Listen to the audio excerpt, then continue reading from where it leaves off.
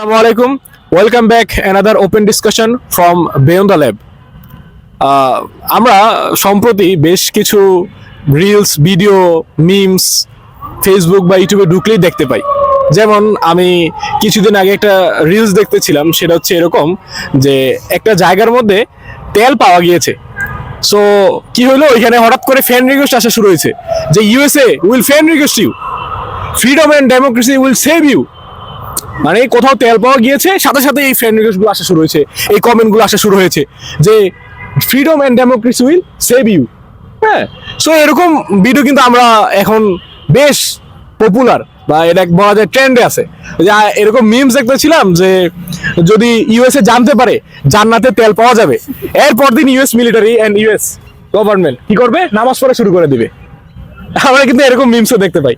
বা এটা শুধু মিমস বা রিলসের মধ্যে সীমাবদ্ধ নয়, আমাদের ডে টু ডে লাইফে আমাদের ফ্রেন্ড সার্কেল আড্ডায় সব জায়গায় কিন্তু এই একটা টপিক চলে আসে যে আমরা ক্লাসে বসে রয়েছি, তো আমার একটা ফ্রেন্ড ও একটু মানে মোটা তাজা, তো শরীরে আরেকটা ফ্রেন্ড বলতেছে যে কিরে তোর শরীরে তো অনেক তেল, সাবধানে থাকিস, ইউএস কিন্তু তোরে তুলে নিয়ে চলে যেতে পারে। এই যখন একটা রিয়েলিটি আসলে তেল, ইউএস, ডেমোক্রেসি, ফ্রিডম, মানে এই বিষয়গুলো কিন্তু আমাদের সামনে এখন একটা ট্রেন্ড আকারে চলতেছে যে আমরা সোশ্যাল মিডিয়া, আমাদের ডে টু ডে লাইফ, আমরা যেখানে যাই সেখানে এই বিষয়গুলো দেখতে পাই। সো আসলে এখানে কনটেক্সটটা কি, কোন কনটেক্সটে এই বিষয়গুলো আসছে, কি তার ব্যাকগ্রাউন্ড, সো এটা আমি ভাইয়ের কাছে কোশ্চেন করব, আশা করি ভাই আমাদের এনলাইটেড করবে। থ্যাংক ইউ আয়াস। সো ওর বলার পর তো আই থিঙ্ক সবাই এখানে আমরা মানে কোন ইস্যু নিয়ে কথা বলতেছি বা কোন ইস্যু নিয়ে কথা বলবো এটা নিয়ে তো আসলে আরো ডাউট থাকার কথা না। তো আমরা আসলে আজকে যেটা নিয়ে কথা বলতেছি সেটা হচ্ছে যে রিসেন্টলি আমরা দেখছি যে ইউএস এর যে মিলিটারি ভেনেজুয়েলার প্রেসিডেন্টকে হচ্ছে ক্যাপচার করছে এবং তাকে তুলে নিয়ে গেছে, এবং পরবর্তীতে ইউএস এর যে আদালতে তাকে তুলছে, এবং ওইখানে তার নাকি হচ্ছে মানে যে পানিশমেন্ট বা হচ্ছে তার যে পরবর্তী যে ইয়াগুলো আর কি, মানে আদালতের যে ইয়াগুলা ওগুলো ওইখানে হবে। তো এখন স্বাভাবিকভাবে আমরা এই যে ইস্যুটা ঘটছে, মানে এটা তো ইন্টারন্যাশনাল পলিটিক্সে একটা মানে সিগনিফিক্যান্ট একটা ইভেন্ট, মানে থাকে না যে ইন্টারন্যাশনাল পলিটিক্সে কিছু কিছু সিনারি হচ্ছে খুব গুরুত্বপূর্ণ। তো এর ভিতরে এটা তো এরকম একটা গুরুত্বপূর্ণ ইভেন্টস, বাট এই ইভেন্টসটা আমরা যদি দেখি যে আসলে আমাদের যে একটা ইউথ কমিউনিটি তো আসলে এটা একটা শুধু মিম বা এই কন্টেন্ট হিসাবে দেখতেছে। আর বাকি যদি আমরা দেখি মানে সোসাইটির যারা মানে অন্যান্য পলিটিশিয়ান আছে বা স্টেট লেভেলে যারা আছে, তারা আসলে একটা নীরব ভূমিকা পালন করতেছে, মানে তাদের আসলে তেমন কোনো রেসপন্স বা তাদের কোনো আসলে তেমন মানে কথাবার্তা নাই।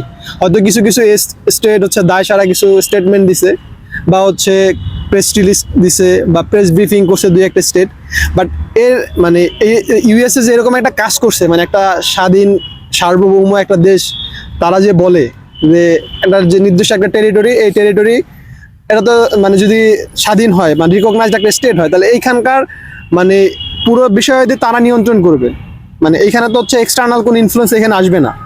তাহলে স্বাভাবিকভাবে এটা ইন্টারন্যাশনাল ল এবং অর্ডার অনুযায়ী হওয়া উচিত ছিল। কেউ যদি এটাতে এসে ইন্টারফেয়ার করে, তাহলে বাকি সব স্টেট হচ্ছে কি করবে, ওদের এগেইনস্টে যে আসলে এই ইন্টারফেয়ারটা করবে তার এগেইনস্টে একটা রেজিস্ট্যান্স গড়ে তুলবে। কিন্তু আমরা যদি দেখি পুরো পৃথিবীতে আমেরিকা যে কাজ করছে তার এগেইনস্টে দাঁড়ানোর মতো তো কেউ নাই, ইভেন একটা স্ট্রং একটা স্টেটমেন্ট দেওয়ার মতো কেউ নাই।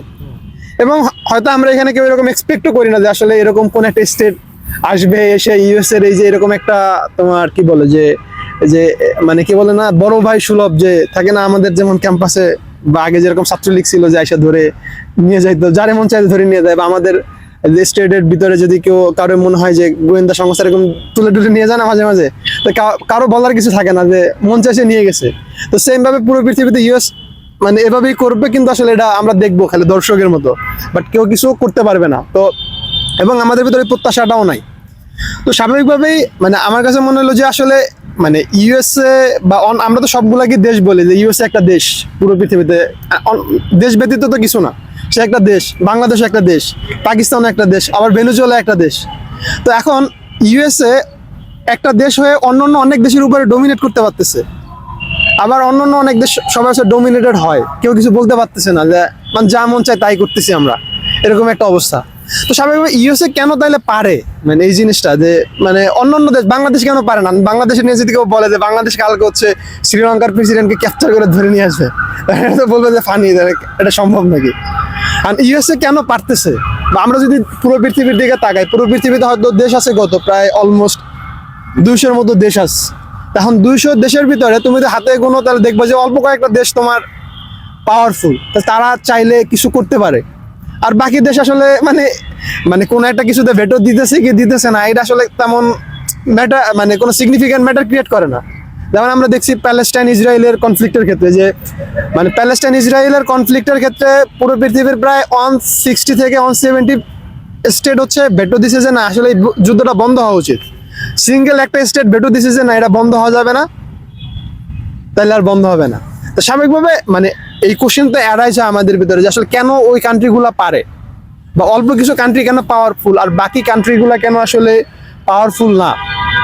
তো এখন আমার কাছে মনে হয় এটার অ্যান্সার হয়তো সবার কাছেই আছে, যে আমি যদি এক এক করে জিজ্ঞেস করি তাহলে এক একজনের কাছে এক এক রকম অ্যান্সার আছে, যে হয়তো তো ওর কাছে যেরকম অ্যান্সার থাকবে হয়তো তোমারটা একটু ডিফারেন্ট হবে। তো অলরেডি আমরা হয়তো একটা বিষয় জানি, বিভিন্ন পলিটিক্যাল অ্যানালাইসিস শুনছি বা হয়তো বিভিন্ন ভিডিও দেখছি, বিভিন্নভাবে হয়তো আমাদের ভিতরে কিছু ইনফরমেশন অলরেডি আসে। বাট আমি আসলে এই জিনিসটাকে একটু ডিফারেন্ট পার্সপেক্টিভ থেকে বা ডিফারেন্ট একটা অ্যাঙ্গেল থেকে আসলে বলতে চাই আর কি, যে আসলে যেটা হয়তো আমরা ওইরকমভাবে চিন্তা করি না বা ওই প্রেক্ষাপটটা নিয়ে হয়তো ওইরকম ভাবি না আমরা। তো আমরা যদি বর্তমান পৃথিবীর দিকে তাকাই তাহলে আমরা দেখবো যে পুরো পৃথিবীতে এখন যেই স্টেট স্ট্রাকচারটা চলতেছে, তো এই স্টেট স্ট্রাকচারটার নাম হচ্ছে nation based state structure.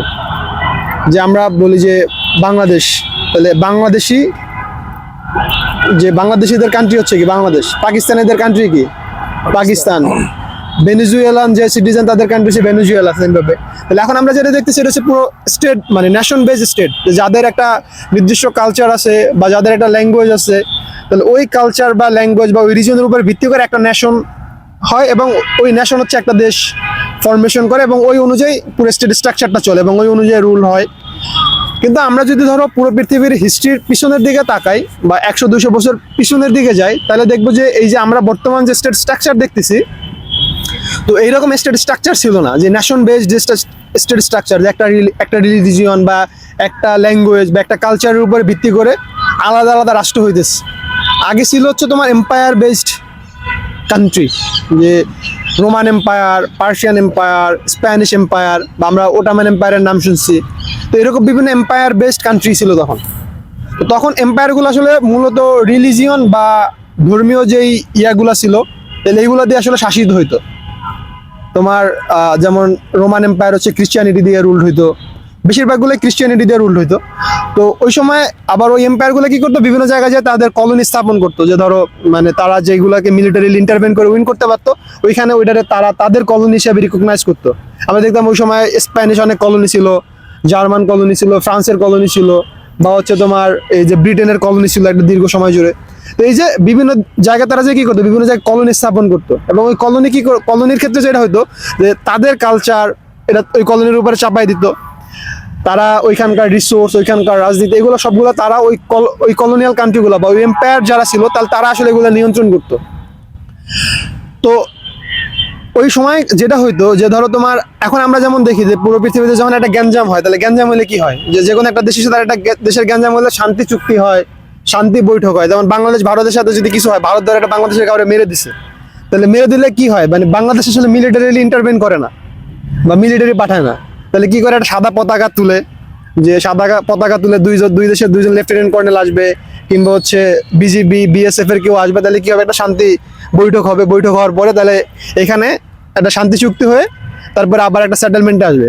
But ওই টাইম পিরিয়ড এরকমের কোনো মানে শান্তি বৈঠক টৈঠক এসব কিছু ছিল না। তাহলে কোন এক জায়গায় গ্যাঞ্জাম লাগছে, তাহলে কি করবে, অন্য একটা এম্পায়ার আরেকটা এম্পায়ারে মিলিটারি পাঠাই দেবে। মানে কথা হইতে হলে মিলিটারি নিয়ে মানে যুদ্ধ নিয়ে কথা হবে, মানে আর কোনো কথা নাই। মানে আমার কিছু একটা হয়েছে তাহলে আমি কি করবো, মিলিটারি পাঠাই দিলাম। তারপরে ধরো তোমার মানে যে কোনো ইস্যু ক্রিয়েট হলে কি হতো, যে এক দেশ আরেক দেশে মিলিটারি এরকম পাঠাই দিত। এবং এই কারণে দেখা যায় যে ওই টাইম পিরিয়ড নিয়ে পড়াশোনা করলে দেখবা যে তোমরা মানে বেশিরভাগ ক্ষেত্রে যুদ্ধ বাধ্য, মানে বেশিরভাগ হিস্ট্রি এগুলো দেখবা যে যুদ্ধের হিস্ট্রি বেশিরভাগ ক্ষেত্রেই। তো এখন যখন এরকম একটা সিনারিও চলতেছিল, তো তখন দেখা গেছে যে মানে যুদ্ধ বাঁধলে কি হয়, স্বাভাবিকভাবেই যেই দেশ বা যেই কান্ট্রিগুলো যুদ্ধ করে তাহলে তারা কি হয়, তাদের অর্থনীতি খুব মানে উইক হয়ে যায় বা দুর্বল হয়ে যায় এবং তাদের যে মানে একটা রাজনৈতিক যে ইয়াগুলো এটা একটা ভালনারেবল হয়, মানে একটা আনসেটেলমেন্টের দিকে চলে যায়। যেমন ধর আমাদের মানে একটা গভর্নমেন্ট আগে ছিল, গভর্নমেন্ট চলে গেলে কি হয়েছে, যে এটা আনরেস্ট তৈরি হয়েছে না, আনরেস্ট জেনারেট হয়েছে না, সেভাবে যেখানে আবার ধরো যুদ্ধ হয় এখানে আনরেস্ট আরো বেশি। তো তখন কি হয় যে ধরো তাদের অপোনেন্ট যে কান্ট্রিগুলো থাকে, যে শত্রু রাষ্ট্রগুলো থাকে, তাদের জন্য এটা একটা উইন উইন সিচুয়েশন হয়। তো তখন তারা যে ইন্টারভেনশন চালালে কি হয় যে ইজিলি ওই জিনিসটা দখল করে ফেলতে পারে। তো ইউরোপ যখন এরকম একটা মানে পলিটিক্যাল আনরেস্টের ভিতর দিয়ে যাইতেছিল, তো তখন ওই সময় উসমানীয় খিলাফত আবার একটু স্ট্রং। তো তারা ওরা যখন উইক, তাহলে উসমানীয় খিলাফত কি করতো যে তাদের মিলিটারি পাঠিয়ে দিলে তাহলে দেখা যেত বিভিন্ন ল্যান্ড তাহলে তারা আসলে জয় করে ফেলতো। তা ইউরোপ দেখতেছে যে আমরা যে এই যে যুদ্ধগুলা করতেছি বা আমাদের যে একজন আরেকজনের ভিতরে যে ইন্টারনাল কনফ্লিক্ট, এগুলাতে আসলে কি হইতেছে না, আমাদের নিজস্ব কোনো লাভ হইতেছে না। তাহলে আমাদের এখানে আমাদের অর্থনীতি দুর্বল হইতেছে, আমাদের এখানের মানুষজন মারা যাইতেছে, ইভেন আমাদের এখানে একটা আনরেস্ট জেনারেট হচ্ছে। আর অন দ্য কন্ট্রারি বেশি বেনিফিটেড হচ্ছে কারা, মুসলিমরা বেশি বেনিফিটেড হচ্ছে। উসমানীয় খিলাফত এসে কি করতে পারতেছে, ইন্টারভেন করে আমাদের বিভিন্ন ল্যান্ড জয় করে ফেলতে পারতেছে। তো তখন তারা আসলে নিজেরা কনসাল্ট করতেছিল যে আসলে কি করা যায়, এই যে আমাদের একটা সিনারিও বা আমরা একটা সিচুয়েশনের ভিতরে যে পড়ে গেছি, তো এই পরিস্থিতি থেকে আসলে কিভাবে উত্তরণ করা যায়। তো তারা তাদের যে স্টেক হোল্ডার ছিল তারা সবাই এরকম নিয়ে বিভিন্ন ভাবে বসছে বা বিভিন্ন সময় ডিসকাশন করছে। তো তখন তারা আসলে একটা এগ্রিমেন্টে আসছে, যেটার নাম হয়তো আমরা অনেকেই শুনছি, যে পিস অফ ওয়েস্টফেলিয়ার নাম শুনছি না আমরা সবাই। তো তখন তারা কিছু এগ্রিমেন্টে আসছে, যে এগ্রিমেন্টগুলো কি কি ছিল, যে ধরো তোমার যে আগে কিছু হইলে মিলিটারি পাঠাই দিত, যে কিছু একটা হয়েছে তাহলে ঝামেলা হয়েছে তাহলে মিলিটারিলি আমরা যুদ্ধ করে দিব। তো ওরা বলছে যে না, তাহলে আমাদের কোনো যদি গ্যাঞ্জাম হয় তাহলে মিলিটারিলি এটা আসলে কি করা যাবে, ইন্টারভেন করা যাবে না। তাহলে কোনো একটা কান্ট্রিতে যাই মিলিটারি ইন্টারভেন করতে পারবে না। যদি কেউ করে থাকে তাহলে কি করব, কালেকটিভলি আমরা যে ইন্টারভেন করবে তার এগেনস্টে আমরা রেজিস্ট্যান্স ক্রিয়েট করব। তাহলে এটা ছিল তাদের একটা ফার্স্ট কন্ডিশন, যে আমাদের কেউ কারো যায় কি করবো না, মিলিটারি হস্তক্ষেপ করবো না, কোনোভাবে ভুলেও মিলিটারি পাঠাবো না। সেকেন্ড হচ্ছে যে মানে যে যার টেরিটরি, মানে যার যে রিজন, এই রিজন আসলে সে নিজে রুল করবে, তাদের নিজেরা প্রতিনিধি নির্বাচন করবে, ওই প্রতিনিধি কি করবে, তাদের রিজনটা আসলে রুল করবে। এবং বহির কোনো শক্তি বা বহির কোনো মানে বাইরের কেউ এসে কি করতে পারবে না, আমাদেরকে ইন্টারনাল এসে হস্তক্ষেপ করতে পারবে না। তাহলে আমাদের পলিসি, আমাদের রুলস, এগুলো আসলে কি করবে, আমরা নিজেরটা সলভ করব বা আমাদের নিজেরা প্রণয়ন করব। এবং থার্ড আরেকটা জিনিস ছিল, যে ধরো তোমাদের মানে কোনো একটা দেশের ভিতরে যদি কোনো গ্যাঞ্জাম হয় বা কোনো একটা এরকম আনরেস্ট জেনারেট হয়, কোনো একটা কনফ্লিক্ট জেনারেট হয়, তো তখন কি করব, যে আমরা ডিসকাশনের থ্রুতে এটা সলভ করার ট্রাই করবো। আমরা আসলে কখনো আর ওই যে মিলিটারি ইন্টারভেনশন এটাতে আর কখনোই আমরা যাব না। তো এর কনসিকুয়েন্স হিসেবে আমরা দেখতেছি জাতিসংঘ, G7, G8 এরকম অনেক নাম শুনতেছি না, যে ধরো বিভিন্ন সামিট যেগুলা, তাহলে এগুলো হচ্ছে ওই আইডিয়া থেকে আসছে যে আমাদের যদি কোনো গ্যাঞ্জাম হয়, তাহলে গ্যাঞ্জাম হলে আমরা আসলে কখন আর মিলিটারি এটা সলভ করার ট্রাই করবো না। আমরা সলভ করবো হচ্ছে আমরা সবাই বসে আসলে একটা ইয়াতে আসার ট্রাই করবো, যে আসলে কিভাবে এটা সলভ করা যায়।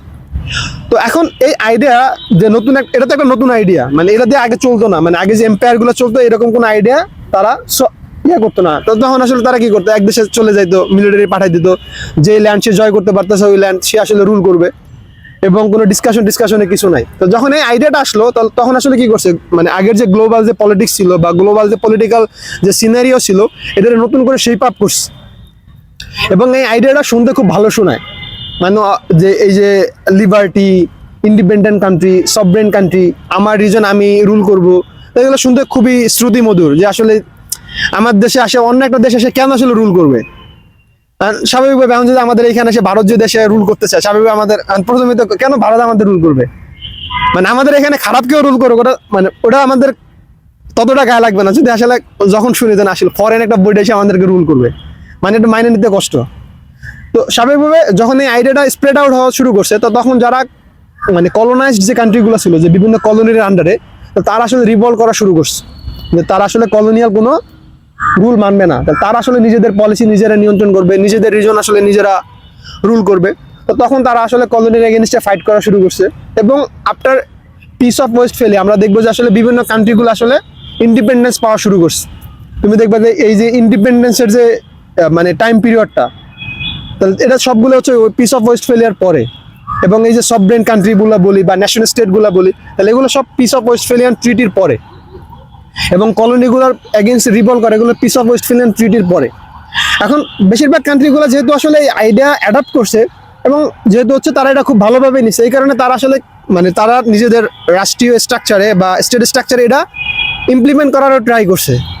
বাট এখন এই যে আইডিয়াটা আমরা নিজেরা যদি বলি তাহলে থিওরিটিক্যালি বলতে খুব সুন্দর শোনাবে যে সবার কাছে যদি এখন কেউ যদি বলে মানে এই পিস অফ ওয়েস্টফেলিয়া নিয়ে বা সভরেন কান্ট্রি নিয়ে বা ইন্ডিপেন্ডেন্ট কান্ট্রি নিয়ে, তাহলে এখানে মানে এটার এগেইনস্টে তুমি দেখবা না খুব মানে তুমি বলতে পারবা যে না আসলে শুনতে তো খুব ভালো শোনায়, কেন আসলে আমরা যুদ্ধ করব, কেন আসলে আমার রুল আমার দেশের রুল অন্য এসে কেউ করবে, কেন আমাদের দেশে এসে অন্য একটা কান্ট্রি এসে হস্তক্ষেপ করবে। কিন্তু আমরা যদি এই মানে এই যে ইয়ার পরে ধরো ইন্ডিপেন্ডেন্ট হওয়ার পরে বিভিন্ন কান্ট্রির মানে ইন্টারনাল পলিটিক্স বা ইন্টারনাল সিচুয়েশন নিয়ে যদি অ্যানালাইসিস করি বা আমরা যদি ধরো বিভিন্ন সিনারিওগুলো দেখি, তাহলে আসলে আমি বুঝতে পারবো যে আসলে এই পিস অফ ওয়েস্টফেলিয়ার পরে আসলে অ্যাকচুয়ালি বেনিফিটেড হয়েছে কারা। তো দেখবা যে আমরা যদি আমাদের কান্ট্রির কথা চিন্তা করি, কারণ আমরা তো খাতা কলমে হচ্ছে কি একটা ইন্ডিপেন্ডেন্ট কান্ট্রি বলে না, ইন্ডিপেন্ডেন্ট কান্ট্রি এখন তো না মানতে কষ্ট হইতেছে না, কি বলে ভাই ইন্ডিপেন্ডেন্ট কান্ট্রি, খাতা কলমে তো আমরা সব ইন্ডিপেন্ডেন্ট একটা কান্ট্রির নাগরিক না। ধরো আমাদের এই যে এই ইন্ডিপেন্ডেন্স পাওয়ার জন্য কতবার যুদ্ধ করা লাগছে, 1947-এ যুদ্ধ করতে হয়েছে, 1971-এ যুদ্ধ করতে হয়েছে, এরপর নাকি আবার আরো কয়েকবার নাকি যুদ্ধ করতে হয়েছে, এবং 2024 এসে আমরা বলছি যে আমরা আসলে ফ্রি হয়েছি। এরপর আবার 1-2 বছর যাওয়ার পরে দেখতেছি যে না আসলে ফ্রি হয় নাই, এখন আমাদের অনেক স্পেস দিয়ে চলতে হয়, চাইলে এখন অনেক কিছু করা যায় না। তুমি আমেরিকার বিরুদ্ধে বলতে গেলে বলবে যে না এটা আরেকটা দেশের বলা আসলে ঠিক হবে না, ভারতের বিরুদ্ধে কিছু বলতে গেলে বলা যাবে না, সবকিছু চাইলেই করা যায় না। তাহলে এখন পোর্ট চাইতেছে আমাদের, তাহলে পোর্ট দিয়ে দিতে হবে না, মানে একটা বড় কান্ট্রিও চাইছে, এখন আপনি কিভাবে বলবেন? তাহলে আমি যে বলতেছি আমি ইন্ডিপেন্ডেন্ট কান্ট্রি, তাহলে আমার দেশের একটা পোর্ট, এটাকে আমি ইউটিলাইজ করতে পারবো কি পারবো না, এটা আসলে আমি ডিসিশনটা নিজে নিতে পারতেছি না।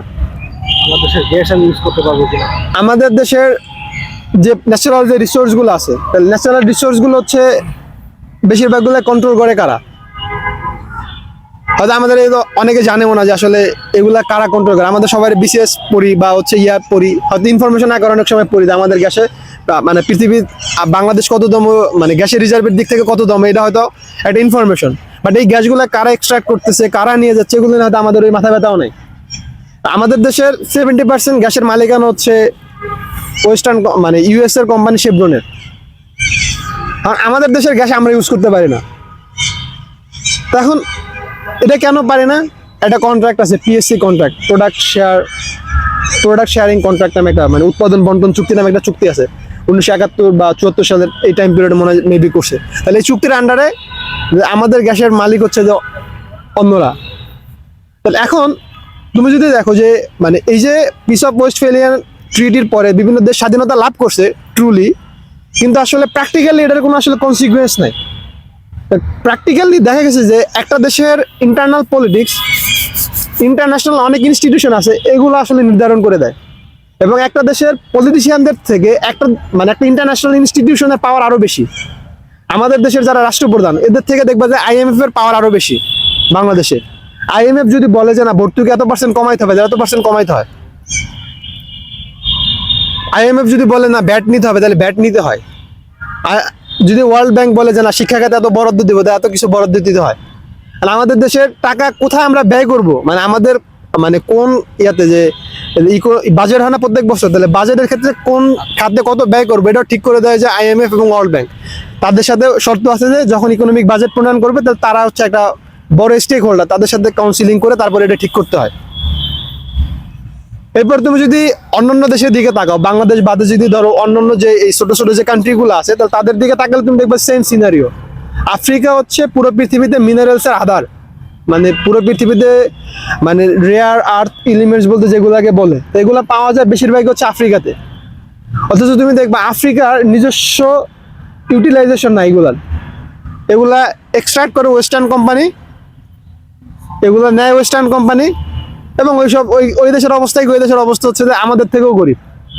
তাদের ন্যূনতম সুপেয় পানির ব্যবস্থা নাই, বেসিক ট্রিটমেন্ট নাই, প্রাইমারি এডুকেশন নাই, কিছু নাই।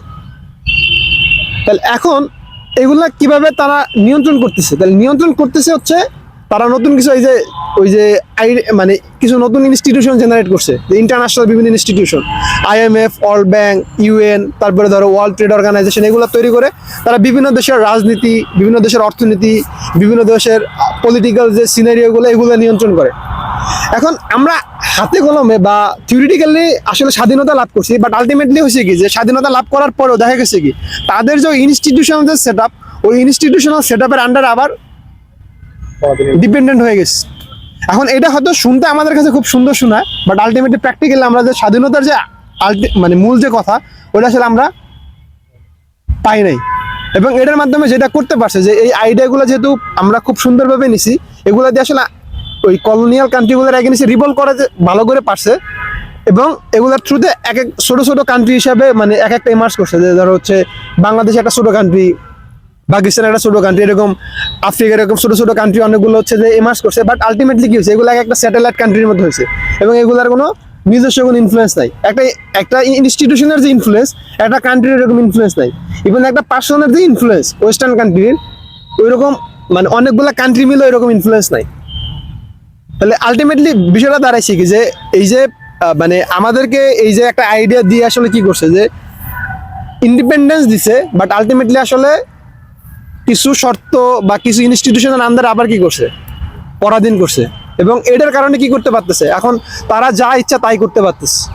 মানে একটা কান্ট্রি যেমন এখন এই যে ভেনেজুয়েলার ধরো প্রেসিডেন্টকে তুলে নিয়ে গেছে, এরকম যদি বাংলাদেশের প্রেসিডেন্টকে তুলে নিয়ে যায়, তাহলে বাংলাদেশ এটার এগেইনস্টে কি করতে পারবে? কিছুই করতে পারবে না। বা অন্য একটা কান্ট্রি এরকম তো অনেকবার ইউএসএ নিছে, তাহলে তো কিছুই করতে পারতেছে না। তাহলে এখন করতে পারতেছে না কারণ কি? কারণটা হচ্ছে যে এই যে তারা আসলে কি করছে, এই যে ছোট ছোট কান্ট্রি বা স্যাটেলাইট কান্ট্রিতে ডিভাইড করে সবগুলা কান্ট্রির উইক বানাই ফেলছে। এবং এগুলারে কি করছে, তাদের যে ইনস্টিটিউশন আছে এই ইনস্টিটিউশনের আন্ডারে নিয়ন্ত্রণাধীন রাখছে। এবং চাইলেই এই কান্ট্রিগুলো আসলে কি করতে পারতেছে না, কিছুই করতে পারতেছে না। আর আজকে আমরা যে দেখতেছি ওয়েস্টার্ন যে পাওয়ার, এই পাওয়ারের একটা বড় কারণই হচ্ছে এই যে এই আইডিয়ার থ্রুতে বিভিন্ন কান্ট্রিগুলাকে ডিভাইড করে দেয়া। এবং এটা যদি না হইতো তাহলে আসলে তারা কিন্তু এরকম একচেটিয়া যে কর্তৃত্ব যে কোনো দেশের, আর তুমি দিবা না তাহলে কি করতে হবে, মানে তুমি হয় দিবা, মানে না দেওয়ার কোনো অপশন নেই এখানে, মানে তোমার তার যা লাগবে তা দিতে হবে। মানে তুমি যে না বলতে পারবে না, না বললে হচ্ছে কি মানে সিনারিওটা কার মধ্যে হবে, ওই ভেনেজুয়েলার প্রেসিডেন্ট, মানে এটা হচ্ছে লাস্ট সিনারিও। তুমি যদি না করতে করতে এরকম অবস্থায় যাও, তাহলে এখানে মানে আমাদের নিজস্ব আর ওই ইন্টারেস্টের আর কিছু নাই। তো আজকে মানে আমরা আজকে যে সিনারিও গুলো দেখতেছি বা এই যে ওয়েস্টার্ন ডমিনেশন দেখতেছি, এর মানে ইনহারেন্ট ওই ইয়াটা হচ্ছে ওইখানে যে তারা আসলে পুরো পৃথিবীকে এরকম একটা নতুন আইডিয়া দিয়ে আসলে কি করছে, নতুন করে কলোনাইজ করছে। সো আমরা যদি এইখান থেকে ট্রুলি মানে মুক্তি পেতে চাই, তাহলে প্রথমে আসলে আমাদেরকে যে তারা যেই আইডিয়া দিয়ে আসলে আমাদেরকে কি করছে, যে এই মানে কলোনাইজড করছে বা নতুন করে ডিপেন্ডেন্ট করছে, তাহলে ওই আইডিয়া থেকে বের হয়ে আসতে হবে।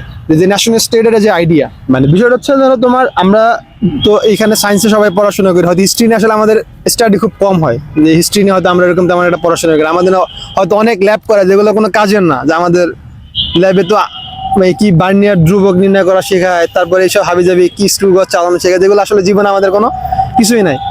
তো কিন্তু ধরো তুমি যদি মানে এর বাইরে যদি প্র্যাকটিক্যাল এরকম কিছু হিস্ট্রি পড়াইতো, ধরো ওয়ার্ল্ড পলিটিক্সের, তাহলে দেখা যেত অনেক কিছু আমরা জানতাম বা অনেক কিছু চিন্তা করতে পারতাম। তো এটা আমি আসলে একটু ডিফারেন্টলি বলি, অ্যাড্রেস করি, তাহলে হয়তো আমাদের বুঝতে আর একটু সুবিধা হবে।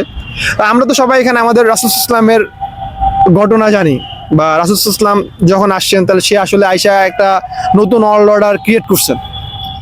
উনি 570 খ্রিস্টাব্দে পৃথিবীতে আসছেন এবং এরপরে 40 বছর বয়সে যখন নবুয়ত পাইছেন, নবুয়ত পাওয়ার পরে সে একটা সিঙ্গেল আইডিয়া নিয়ে আসছিলেন, যেটা বলে আমরা ইসলামের যে ফান্ডামেন্টাল যে ক্রিড, তাহলে ফান্ডামেন্টাল ক্রিডটা ছিল হচ্ছে লা ইলাহা ইল্লাল্লাহু মুহাম্মাদুর রাসূলুল্লাহ।